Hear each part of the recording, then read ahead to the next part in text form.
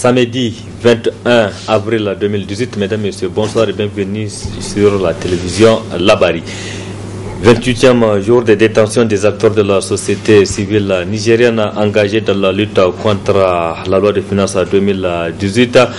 Il s'agit de Ali Idrissa du Rotaba, également directeur général du groupe de presse à Labari, Moussa Tchangari de l'association Alternative Espace Citoyen, nous Mamadou Arzika et Maître Louana Abdurrahman du MPCR. En plus de ces acteurs de la société civile, d'autres aussi ont été arrêtés le 15 avril dernier. Il s'agit de Mekol Zodi de la campagne Tournons la page et Djori Ibrahim de l'association Alternative Espace Citoyen. Tous ces acteurs de la société civile sont déférés dans plusieurs maisons d'arrêt du Niger. Ali Idrissa séjourne à Filengue, nous Mamadou Arzika à Tilaberi, Moussa Tchangari lui il est à Walam, Maître Louana Abdurrahman à Daikaina, Mekol Zodi est incarcéré à la prison civile de Saï et Djori Ibrahim à Okolo. En plus de ces personnes, plusieurs autres manifestants sont toujours arrêtés, toujours eux aussi incarcérés dans plusieurs maisons d'arrêt du Niger. Et puis, toujours relativement à la situation sociale du Niger, le comité exécutif national de Transparency International Niger s'est prononcé. Cette situation née des manifestations du 25 mars et 15 avril dernier était au cœur des préoccupations de l'association de Transparency International. Manifestation au cours desquelles plusieurs acteurs de la société civile ont été arrêtés et placés sous mandat de dépôt dans plusieurs maisons d'arrêt. Transparency saisit donc l'occasion pour demander entre autres à la justice de faire diligence dans le traitement des dossiers des manifestants ainsi que les responsables des organisations de la société civile. La teneur de son communiqué de presse avec Nasser Dantoufou. Face à cette situation, le Conseil exécutif national de Transparency International Niger considère que les organisations de la société civile sont dans leur rôle de contrôle citoyen de l'action publique, condamne cependant le recours à la violence alors même que les voies de recours judiciaires sont offertes à tous les citoyens en pareille circonstance. Constate que le dialogue et la négociation ont été écartés. Rappelle que la présomption d'innocence est garantie par les instruments juridiques internationaux dont le pacte international relatif aux droits civils et politiques, la Charte africaine des droits de l'homme et des peuples, la Constitution du Niger en son article 20. De ce fait, le Conseil exécutif de Transparency International Niger demande le respect strict de la présomption d'innocence pour toutes les personnes arrêtées. Rappelle également que tout individu arrêté ou détenu du chef d'une infraction pénale sera traduit dans les plus courts délais devant un juge ou une autre autorité habilitée par la loi à exercer des fonctions judiciaires et devra être jugé dans un délai raisonnable ou libéré. Alinéa 3 de l'article 9 du pacte international relatif aux droits civils et politiques. Au regard de ce qui précède, le comité exécutif national de Transparency International Niger, très attaché au respect des droits et des libertés, tout en reconnaissant que la liberté de manifestation est garantie par la Constitution. Cette liberté doit néanmoins s'exercer dans les conditions définies par la loi. Exhorte de ce fait les autorités administratives à garantir la liberté de manifestation reconnue aux citoyens par la loi fondamentale. Demande aux organisations de la société civile, aux partis politiques et les citoyens d'observer le devoir qui incombe à chaque citoyen civil ou militaire de respecter la Constitution et l'ordre juridique de l'État. Interpelle tous les citoyens dépositaires des pouvoirs publics ou non de respecter et de protéger les biens publics qui sont de reste sacrés et que tout acte de sabotage, de vandalisme, de corruption, de détournement, de blanchiment d'argent ou d'enrichissement illicite est réprimé par la loi. Demande aux manifestants l'arrêt de toute forme de manifestation violente et de recourir à la décision du juge, gardien des droits et des libertés, surtout dans un état de droit. Demande au gouvernement l'ouverture de dialogues constructifs dans la sérénité et de garantir la protection aux défenseurs des droits de l'homme, conformément à la déclaration des Nations Unies sur la protection des défenseurs des droits de l'homme du 9 décembre 1998 demande à la justice de faire diligence dans le traitement des dossiers des manifestants ainsi que les responsables des organisations de la société civile. La marche pacifique suivie du meeting du cadre de concertation et d'action citoyenne de la société civile prévu pour demain dimanche n'aura pas lieu. Les autorités de la ville de Niamey l'ont encore interdite. Le comité de relève prend acte et se prépare déjà pour bien préparer la prochaine journée d'action citoyenne. L'annonce a été faite ce matin au cours d'un point de presse au centre France Fanon de l'association alternative Espace Citoyen. Je vous propose de suivre un des acteurs, il s'agit de Al-Haji Idi Abdou. L'arrêté doit intervenir 3 jours avant la manif. 3 jours avant la manifestation. Donc, d'abord le caractère irrégulier de l'arrêté. Parce qu'effectivement, il estime qu'ils sont face à un peuple conquis et que nous sommes obligés de les suivre dans leur logique. Nous ne sommes plus des citoyens, nous sommes des sujets. Et c'est leur humeur qui s'érige à règlement et à loi. Et c'est ça leur conception. Nous avons eu quelques contretemps. Parce qu'on ne peut pas, dans un État qui se dit de droit et de surcroît démocratique, agir de la sorte. Si vous avez suivi sur RFI le président du principal parti, il dit non, si on interdisait, c'est parce que maintenant on fait des déclarations pour la nuit. Il dit, quand on fait le matin, on n'interdit pas. Voilà, on fait le matin, on interdit. Ça veut dire si, où est le rapport entre la crise scolaire qui couvait depuis longtemps et nos mouvements? Maintenant, l'argument, c'est la crise scolaire. Donc, nous avons pris acte, parce que nous avons d'autres conjonctures que nous gérons. Nous avons pris acte et nous allons reporter la manifestation. Mais il est important pour nous de dire, pour l'histoire, nous sommes à la limite de leur ingénierie juridique, ces autorités. Il n'y a plus rien qu'ils nous proposent, qu'ils peuvent arguer. Il n'y a plus rien du tout. C'est qu'ils sont décidés à se comporter comme un état d'exception et agir comme bon leur semble. Et nous prenons à témoin l'opinion nationale et internationale du comportement de ces gouvernants. À partir d'aujourd'hui, et pour nous, c'est un gouvernement autoritaire. Il y a un organe international qui l'a souligné et aujourd'hui tous les éléments de preuve sont réunis. C'est vraiment un gouvernement autoritaire.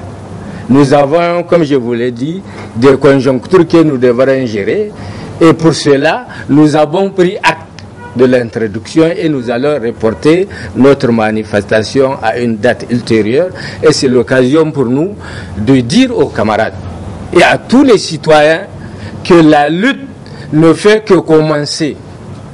Cette fois-ci-là, c'est pour prendre l'opinion nationale et internationale en témoin. Mais à partir d'aujourd'hui, la lutte ne fait que commencer et que nous sommes déjà prêts. Et nous allons vraiment mettre le pied dans le plat et mener la lutte. Mais pour le moment, pour aujourd'hui, et pour prendre l'opinion nationale et internationale par rapport aux agissements et au caractère autoritaire de ces autorités-là, nous prenons acte, nous nous en tenons à l'introduction, mais nous allons reporter effectivement notre mois suivi de meeting. La situation sociale au Niger constitue aussi une préoccupation des centrales syndicales du Niger réunies au sein de l'intersyndicale des travailleurs ITN. Cette organisation a rendu publique ce matin une déclaration dans laquelle les centrales syndicales étaient revenues sur justement cette situation qui prévaut actuellement au Niger. Le résumé avec Nafisa Hassan et Sadou Doumi.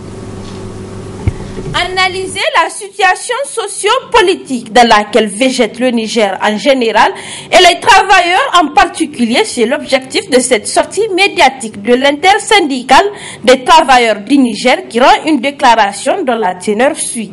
Constatant avec amertume la mauvaise foi et le manque de volonté du gouvernement à accéder aux revendications des travailleurs, constatant le mépris affiché par le gouvernement face aux problèmes sociaux dont font face les populations en général et les travailleurs en particulier, constatant le maintien du train de vie exorbitant de l'État, somme toute paradoxale à la situation financière du pays, à tout moment évoquée par la partie gouvernementale,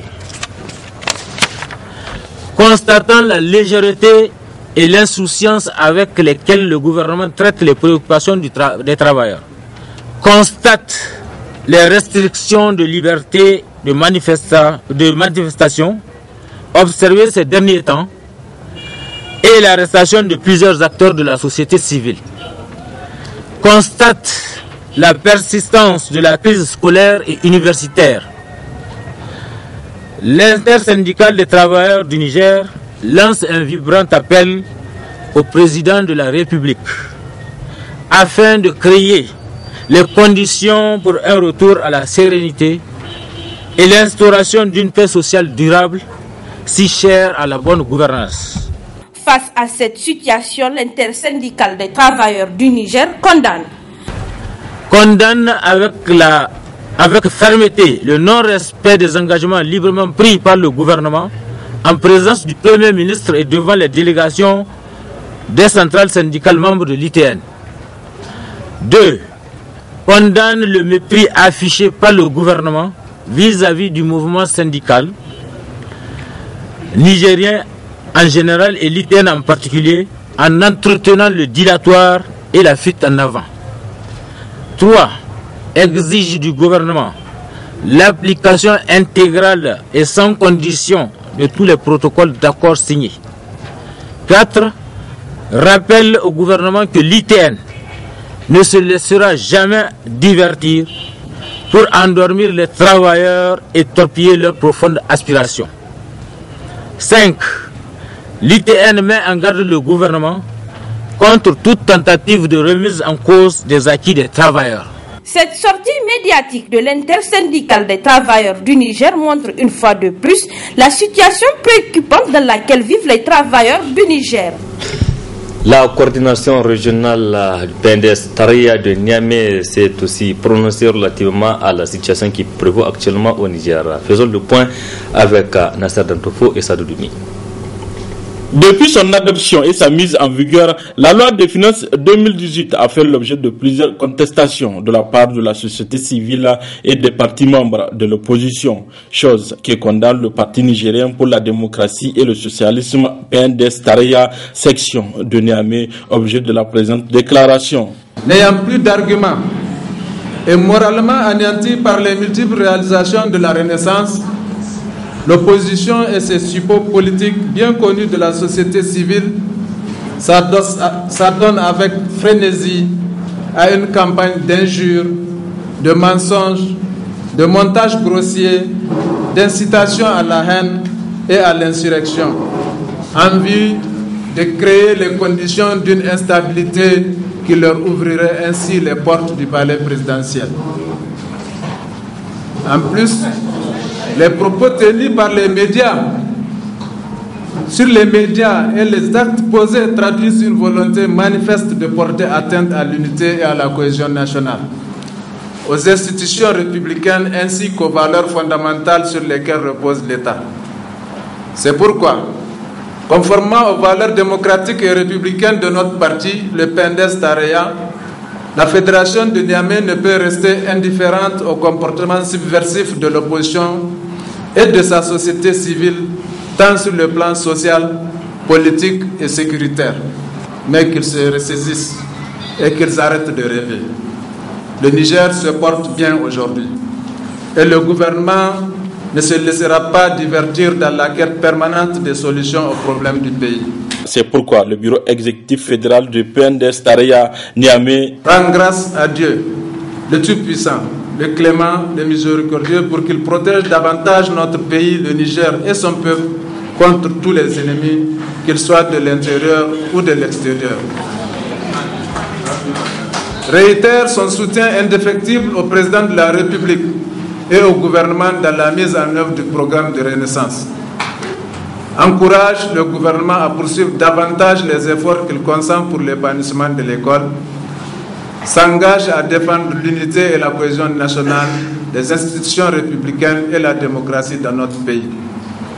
Réaffirme sa ferme détermination à protéger les biens de notre parti et de ses structures. Engage l'OFT, l'OJT et les Roses de la Fédération de Niamey à se tenir prêtes pour la défense des valeurs démocratiques du parti dans la région de Niamey. Invite la population à un rapide changement de mentalité pour accompagner la renaissance culturelle. Fustige l'attitude irresponsable et infantile de l'opposition. Demande aux militants d'être sereins et mobilisés autour des responsables du parti à tous les niveaux. L'occasion a été saisie par le bureau PNDS Tareya de Niamey de féliciter et encourager les forces de défense et de sécurité tout en les demandant de continuer vaillamment leur mission de défense de l'intégrité territoriale et de sécurisation de la population. Autre situation au cœur de l'actualité au Niger, c'est la situation des scolaires cette année qui inquiète tout le monde, surtout avec les récents événements survenus au campus universitaire, donc des événements qui ont conduit à la fermeture du campus universitaire et des cités annexes pour le député national Soumana Sanda. Cela dénote de l'intention sournoise du gouvernement à laisser l'éducation à terre. On écoute le député Soumana Sanda. La lueur d'espoir qu'a suscité les débats lors de l'interpellation du ministre en charge de l'enseignement supérieur relativement à la question de la crise universitaire, que cette lueur d'espoir puisse être anéantie de cette façon par le gouvernement. Nous l'avons dit déjà au débat, que ce gouvernement était disqualifié, n'est-ce pas, pour, disons, mener des négociations entre les acteurs en présence, en l'occurrence les enseignants, chercheurs et les étudiants. Et aujourd'hui, avec ce dernier acte, le gouvernement vient de prouver en fait que c'est lui-même le pyromane, puisqu'il était question de chercher à aplanir des divergences, de créer les conditions de rapprochement entre les différents acteurs. Et voilà, c'est ce moment que le gouvernement choisit pour non seulement violenter les étudiants, mais pour fermer les campus et les annexes universitaires. Donc je pense que cela est proprement irresponsable et cela dénote de la volonté sournoise du gouvernement de créer le chaos, n'est-ce pas, dans ce secteur-là pour justifier l'échec du système éducatif de manière générale. L'objectif premier est d'abord de sauver l'année en cours. Nous pensons qu'il est important que immédiatement le gouvernement rouvre le campus universitaire afin que la situation déshumanisante dans laquelle les étudiants sont plongés puisse cesser rapidement. Et j'espère qu'ils auront un minimum de bon sens pour aller effectivement à cette solution que tous les Nigériens attendent. Le ministre nigérien de la Défense était ce matin devant les députés nationaux dans l'hémicycle à l'Assemblée nationale. Il s'est agi pour le ministre Kalla Moutari d'aller s'expliquer sur le sort de l'ancien avion présidentiel de Mont Bagazan. Pour le ministre, cet avion est en vente aux enchères en Angleterre. Arrêtez ça là. Où se trouve le Mont Bagazan et quel est le sort réservé à cet appareil? Telles sont les questions orales adressées au ministre de la Défense nationale par le député Soumana Sanda ce matin à la plénière de l'Assemblée nationale. En effet, les citoyens nigériens ont constaté depuis un certain temps la disparition du Boeing 737, le Mont Bagazan, sans que des explications ne soient fournies. Le ministre de la Défense nationale a annoncé que cet avion est actuellement en Angleterre, où une procédure de sa vente est engagée avec la société Amiral Aviation. La visite d'inspection de l'appareil a été effectuée. Nous attendons actuellement la procédure de réforme préalable à la mise en vente. Voilà ce qu'il en est de l'appareil. Il est actuellement en Angleterre. L'option retenue, c'est sa vente à une société qui aura besoin de pièces de rechange, ou en tout cas qui exploite les avions de même type. La vente n'est pas encore conclue. Nous sommes toujours libres de proposer cet avion à toute personne ou à toute structure intéressée par son achat. Pour le député Soumana Sanda, l'auteur de la question, les réponses du ministre de la Défense nationale confirment les craintes des citoyens. Les réponses du ministre, effectivement, confirment nos craintes.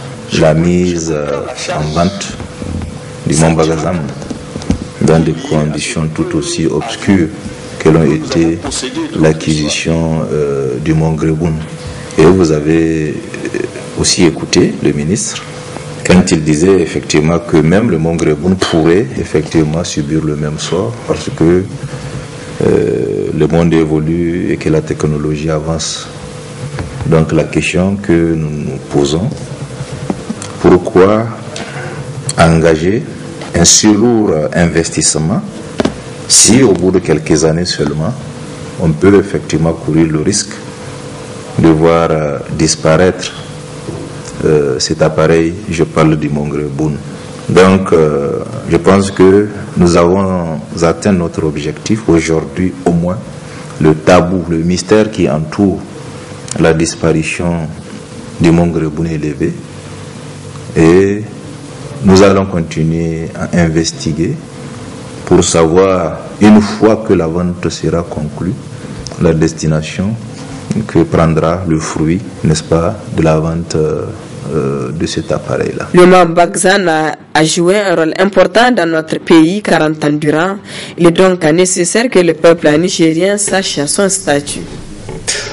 L'agence de voyage pour le pèlerinage à Bamaka s'active déjà pour former les pèlerins inscrits dans le compte de l'édition 2018. Ce matin, ces pèlerins se sont retrouvés au niveau de l'école primaire Sabongari pour la traditionnelle formation. L'objectif de cette formation est d'apprendre aux pèlerins les différents rites du Hajj. N'est-ce pas, Nafisa Zakou? C'est dans le but d'avoir un Hajj Magrour que se tient cette formation initiée par le groupe Bab Makka à l'endroit de ses pèlerins pour le Hajj et la Umrah 2018.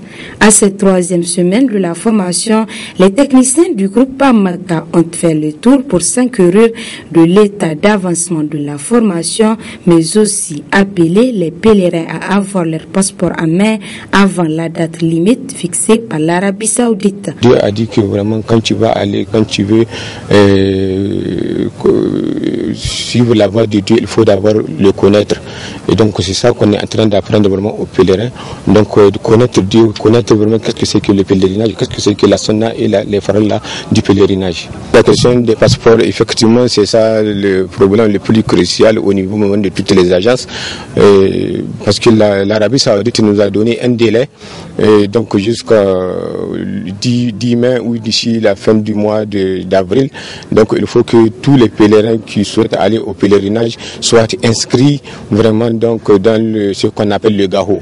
Et après donc retirer le système. Donc tout pèlerin, même si tu payes ton argent, si tu n'as pas de passeport, vraiment c'est pas évident que tu peux aller au pèlerinage parce que le passeport c'est la pièce maîtresse vraiment donc du pèlerinage. Les pèlerins du groupe Bamaka se réjouissent de la formation.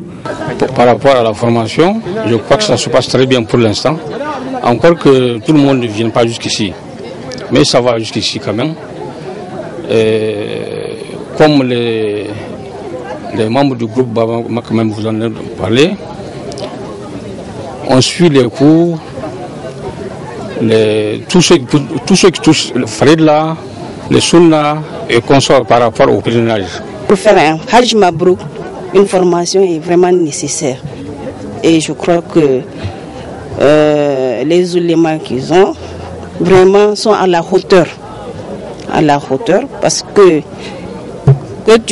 tu parles français, germain, haoussa, quelle que soit la langue, vraiment il y a des gens qui interprètent et vraiment on les remercie beaucoup pour avoir initié. et à l'endroit des pèlerins, vraiment qu'ils s'y attellent pour venir suivre vraiment la formation. Parce que c'est arrivé à la Mecque qu'on va voir la nécessité et l'importance de cette formation. Notons que cette formation initiée par le groupe Bamaka se déroule dans toutes les régions du Niger et c'est là jusqu'à la veille du départ des pèlerins pour le Hajj 2018. Direction le siège de la Confédération démocratique des travailleurs du Niger, CDTN, qui a servi de cadre ce matin aux travaux du deuxième congrès ordinaire du syndicat national des vulcanisateurs du Niger. Objectif de ces assises, faire le bilan de la gestion de ce syndicat et élire par là même un nouveau bureau. Le contrôle avec Nafisa Yahya et Abouakar Souli. Syndicalisme pour les travailleurs de l'économie informelle, car des vulcanisateurs, c'est le thème de ce deuxième congrès ordinaire du syndicat national des vulcanisateurs du Niger, SNVN. Occasion pour le secrétaire général de ce syndicat de faire le point de cette journée. C'est un honneur pour moi de prendre la parole en cet instant solennel de l'avis de notre syndicat qu'est le congrès. La tenue de notre deuxième congrès ordinaire est l'occasion pour nous de faire le bilan de la gestion du SNVN depuis le dernier congrès, de passer en revue nos textes fondamentaux et de mettre en place un nouveau bureau exécutif national et une nouvelle commission de contrôle administratif et financier.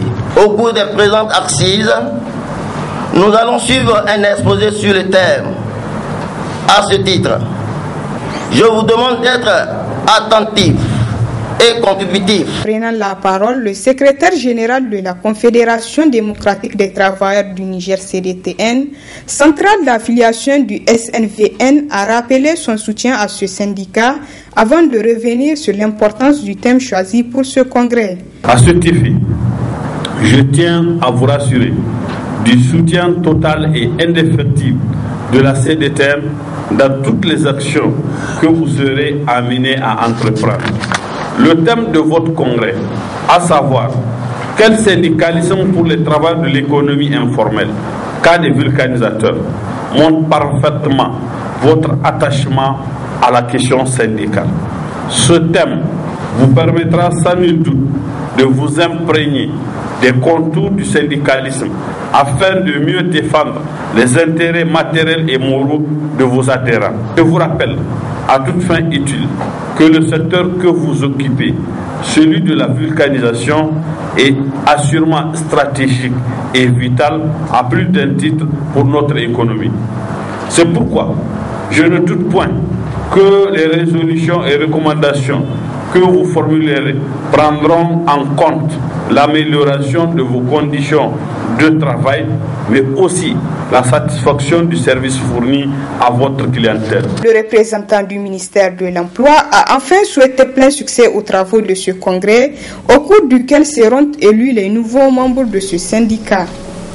Un mot du sport dans ce journal, c'est pour parler de la poursuite des matchs entrant dans le cadre de la 5e édition du tournoi intermédia au terrain annexe du stade général Seni Kountié. Cet après-midi, l'équipe du groupe de presse Labari a effectué sa première sortie devant celle de Dounia. Donc un match soldé sur un score nul d'un but partout. Le résumé avec Abdourazak Léo et Abouakar Souli. Pour son entrée en lice dans le tournoi intermédiaire 5e édition, les hommes de Aboubakar JB ont d'abord été menés dans un premier temps avant finalement d'égaliser dans un match palpitant contre le groupe de presse Dounia, but marqué dans les dernières minutes de la rencontre. Dounia, on savait déjà que c'était une équipe très vacante, une équipe qui a déjà à son actif une coupe, donc on se devait de faire attention. On a quand même essayé de tenir sur le terrain.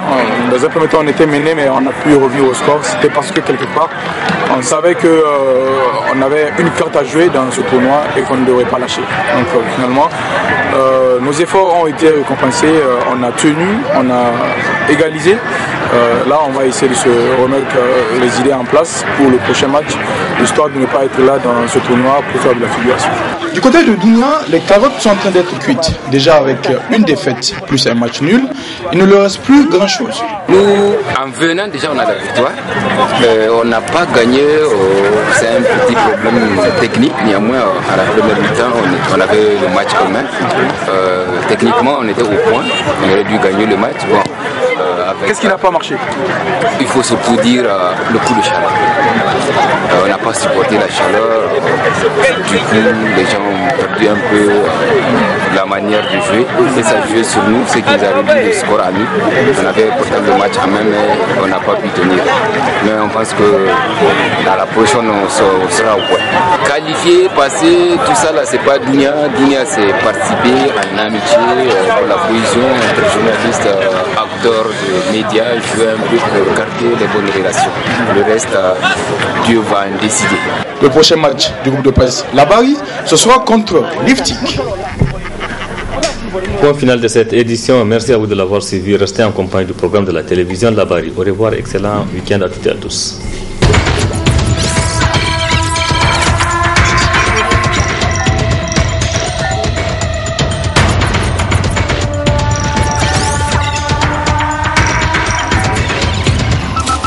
Okay.